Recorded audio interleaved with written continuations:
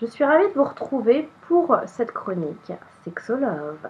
Et oui, à l'approche de la Saint-Valentin, l'amour est dans tous les esprits. On a envie de surprendre son partenaire, on a envie d'apprendre des petites astuces.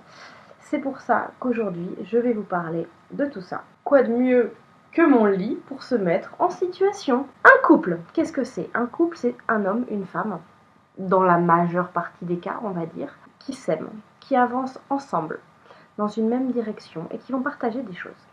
Mais voilà, un homme et une femme, c'est différent. Vous avez un livre qui en parle très bien, Les hommes viennent de Mars, les femmes viennent de Vénus, de John Gray, qui vous explique bien que effectivement, c'est pas évident de se comprendre. C'est pas évident aussi parce qu'il y a une évolution au cours de la vie qui fait que l'homme et la femme se connaissent quand ils sont jeunes, en tant qu'homme et femme, et au fur et à mesure, une nouvelle casquette apparaît qui est la casquette de maman. Pas évident de gérer cette double casquette, sauf qu'elle est super importante de garder cette part de femme dans laquelle le chéri vous a connu pour ne pas vous oublier, ne serait-ce que pour vous. Deuxième chose, il y a aussi une évolution des désirs, c'est normal, avec l'âge on va avoir envie de tenter des nouvelles choses.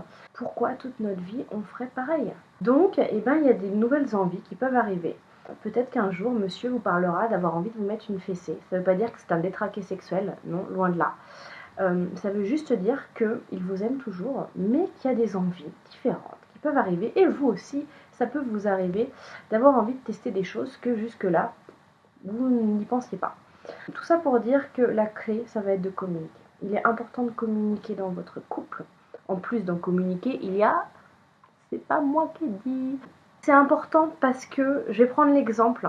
Vous savez, quand on est à l'école, au collège, on nous apprend le cosinus, tout ça, mais qu'en est-il du cunilingus? Celui-ci, on ne nous en a pas parlé. Pour autant, ça nous serait bien plus utile au quotidien, je pense, que Pythagore et cosinus. Donc, c'est pas inouï. On ne sait pas, enfin, pour m'en rendre compte professionnellement parlant, un homme sur deux, voire un homme sur trois, jours de fête, savent situer, localiser le clitoris. Ouais. Donc ça veut dire quoi? Ça veut dire que si je ne lui dis pas clairement les choses, comment est-ce qu'il va s'en rendre compte? Hein? C'est pas évident. Donc ça c'est important que tous les deux vous puissiez échanger et être ouvert d'esprit, avoir l'ouverture d'esprit que on puisse se dire les choses. Ça c'est super important. Aujourd'hui, ce que je voulais vous faire part, c'est qu'il existe des langages. C'est tiré en fait des 5 langages de l'amour de Gary Chapman, qui explique très bien qu'en fait, il y a des langages qui sont propres à chacun. Il y en a 5. Peut-être que vous allez être l'un et que lui sera l'autre. Les 5 langages, le premier, ça va être les paroles valorisantes. Ça, en général, on adore. On adore qu'ils nous disent « Ah, t'es trop belle ». Donc après, si on a envie de l'entendre, il faut aussi lui donner envie de nous le dire. Comment ça se passe? Eh bien déjà, il va falloir le surprendre. Il va falloir, je pense, avoir une épilation parfaite. Il va falloir avoir une jolie peau douce. Il va falloir ne pas porter cette petite chose. On oublie, allô? Il va falloir penser à mettre des jolis sous-vêtements. Oui, mais pas des sous-vêtements dépareillés. Bleu, blanc avec la peau, rouge, ok, vous êtes patriote, c'est cool. Mais ça fera pas fonctionner votre couple. Et puis ça là, ça, ces collants là, ça aussi on va oublier, c'est fini. On va privilégier un maximum les bas. Oui, c'est important de se sentir belle, de se sentir désirable. Et sentez-vous belle et désirable déjà pour vous. Ça c'est la base. Il y a des personnes qui vont, elles, préférer les moments de qualité. Moments de qualité, ça veut dire qu'on va se prendre un moment, tous les deux. On va laisser de côté les téléphones, on va laisser de côté la télé, on va laisser de côté les enfants peut-être.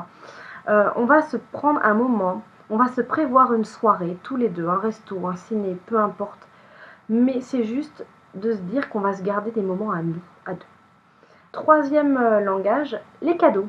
Bon voilà, ça veut dire qu'on aime les cadeaux. Ça ne veut pas dire forcément des gros cadeaux, mais ça veut dire que c'est des cadeaux qui sont réfléchis, des cadeaux qui nous font plaisir, parce que la personne elle a pensé à ce qui nous plairait vraiment. Les services rendus. Alors les services rendus, ça va être de nous aider par exemple dans les tâches ménagères du quotidien, pour que nous, de notre côté, on puisse se permettre d'aller au sport, d'aller faire une sortie avec les copines. Et le dernier, ça va être le toucher physique. Alors là, c'est quoi? C'est juste être côte à côte. c'est juste avoir le côté câlin, le côté papouille, le côté massage, qui permet aussi d'apporter du bonheur à la personne et de faire en sorte qu'on se sente épanoui avec son partenaire. Tous ces langages, j'espère que ça vous aura servi pour vous rendre compte qu'on n'a pas le même fonctionnement. Laissez couler un petit peu les choses quand des fois on ne se comprend pas. Aimez-vous, surprenez le partenaire, apportez du piment, cassez la routine, communiquez et profitez. Profitez, voilà.